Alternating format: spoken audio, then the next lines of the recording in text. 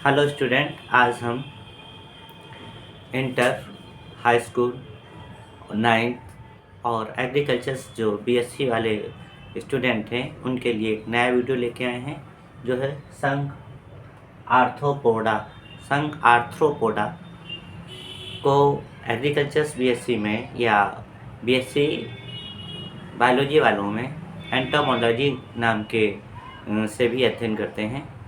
इसमें आर्थ्रोपोडा संकीर्णी कुछ लक्षण का अध्ययन करेंगे, जैसे प्राकृतिक आवास क्या है। आर्थ्रोपोडा संघ का जो जीव जंतु हैं उनका प्राकृतिक आवास पृथ्वी, नभ, जल, लगभग सभी प्रकार के वातावरण में ही आर्थ्रोपोडा संघ के सदस्य पाए जाते हैं। इनका पोषण जो है वो अधिकांशतः परजीवी या परभक्षी के रूप में होते हैं। ये हर तरह की चीज़ों को खा लेते हैं जो कि खाते हैं, जिसमें सबसे ज़्यादा कार्बोहाइड्रेट, वसा, प्रोटीन से संबंधित होता है। इनका शरीर का स्तर जो है वो त्रिस्तरीय और द्विपार्श्वीय होता है। पार्श्व का मतलब है आपका अग्रोपस्थ से या ऊपरी और निचले पार्श्व हिस्से से है।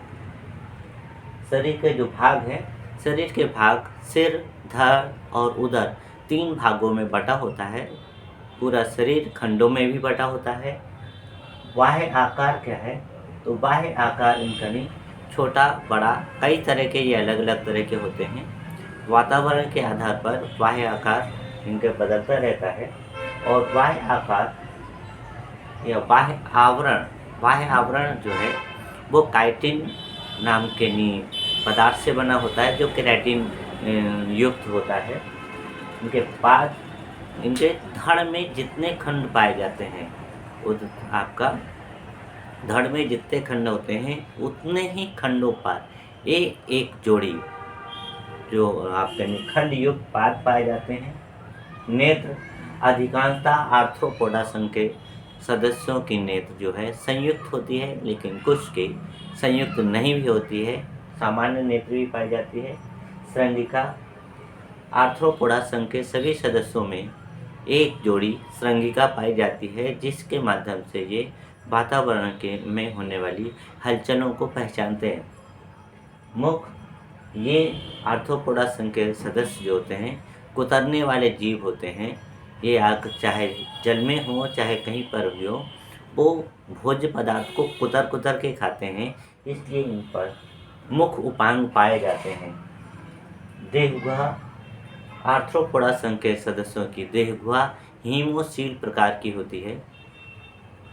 श्वसन आर्थ्रोपोडा संघ के सभी जंतुओं में श्वसन जो है वो पर्यावरण के आधार पर होता है। कुछ में आप जो जलीय होते हैं वो गलफड़ों द्वारा श्वसन करते हैं, और जो स्थलीय होते हैं वो क्लोम द्वारा जल वाले क्लोम से करते हैं, और स्थलीय ट्रैकिया द्वारा श्वसन करते हैं। इनमें और अन्य भी गुण होते हैं जो जनन से संबंधित है। तो जनन अधिकांशतः सभी आर्थ्रोपोडा संघ में लैंगिक जनन पाया जाता है, और ये अलग अलग रूपों में पाए जाते हैं। आर्थ्रोपोडा संघ के वर्ग या कितने भागों में बांटा है। आर्थ्रोपोडा संघ के वर्ग, आर्थ्रोपोडा संघ को इन 5 वर्गों में बांटा गया है, जिसमें नंबर 1 है क्रिस्टेशिया के अंतर्गत झींगा मछली आती है। झींगा मछली मछली ना होकर एक इंसेक्ट है, एक तरह का जल में रहने वाला इंसेक्ट है। इस वजह से इसे मछली नहीं माना जाता है। इसके शरीर जो पैर हैं उसमें छोटे छोटे टुकड़े या खंड पाए जाते हैं, और ये अन्य मछलियों की तरह अलग उस तरह नहीं होती, बल्कि इसकी शेप एंड साइज दोनों ही अलग होता है। दूसरा है डिप्लोपोडा के अंतर्गत हम मिनी पीट का अंतर करते हैं, जिसे आप मिनी पीट को गिजाई भी कहते हैं, गिजाई, जो आप लोगों ने अक्सर देखी होगी। फिर तीसरा है क्लाइलोपोडा में सेंटीपीड, जिसे आप आपने देखा भी होगा और समझा होगा, इसे कन खजूरा कहते हैं, कन खजूरा, जिसमें नहीं बहुत सारी टांगे होती हैं, वो है। फिर है इंसेक्टा या कीट वर्ग। कीट वर्ग में मक्खी, मच्छर, मधुमक्खी, रेशम कीट, इस तरह के लिए आप कीटों का अध्ययन करते हैं। और पांचवा है सिम्फाइला। सिम्फाइला में स्कूटी जरेला नामक जो कीट है उसका अध्ययन किया जाता है।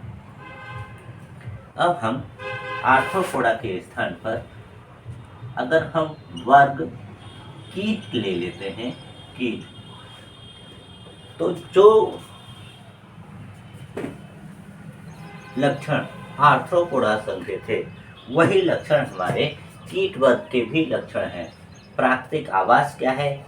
कीट आपके उड़ने वाले होते हैं, रेंगने वाले होते हैं और जल में तैरने वाले होते हैं। तो ये आपके तीन प्रकार के कीट, तीन प्रकार के आवासों में रहने वाले कीट पाए जाते हैं।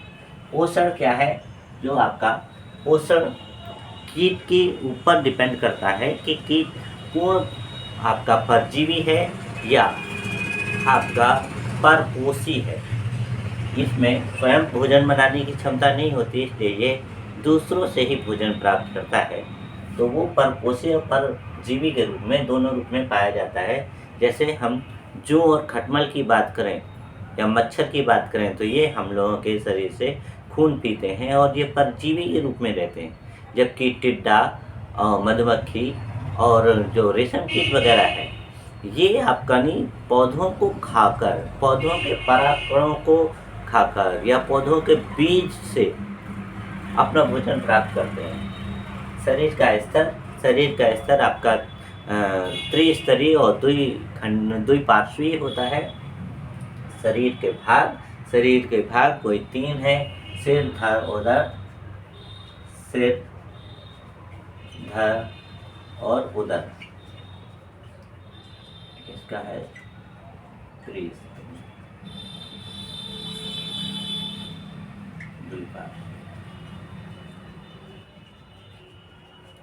बाह्य आवरण काइटिन नाम का प्रोटीन का बना होता है, काइटिन, जिसमें केराटिन नामक पदार्थ भी पाया जाता है। केराटिन आपका जो कार्बोहाइड्रेट का बना होता है। पाद हैं, इनमें धड़ पर 3 से 4 जोड़ी, धड़ पर 3 से 4 खंड पाए जाते हैं। यदि धड़ पर 3 खंड है तो 3 जोड़ी पैर, और यदि 4 है तो 4 जोड़ी पैर पाए जाते हैं। 4 जोड़ी पैर पाए जाते हैं। नेत्र आपका संयुक्त नेत्र पाई जाती है। संयुक्त नेत्र, श्रृंगिका एक जोड़ी, इसमें एक जोड़ी आपका संयुक्त नेत्र होती है, एक जोड़ी श्रृंगिका, जिसे आप सामान्य भाषा में मूंछों की तरह कहते हैं कि ये की मूंछें हैं। मुख है, भोजन को कुतर के खाते हैं, इस कारण इनमें मुख उपांग पाए जाते हैं। देह गुहा हीमोसील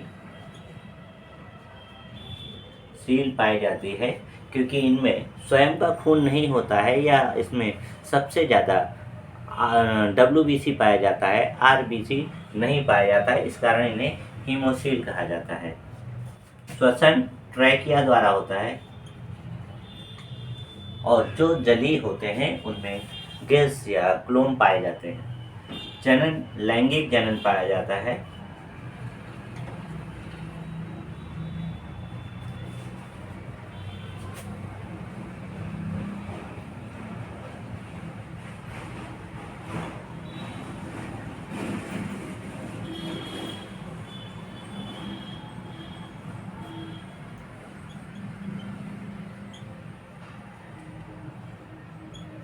तो इस तरह से आपका ये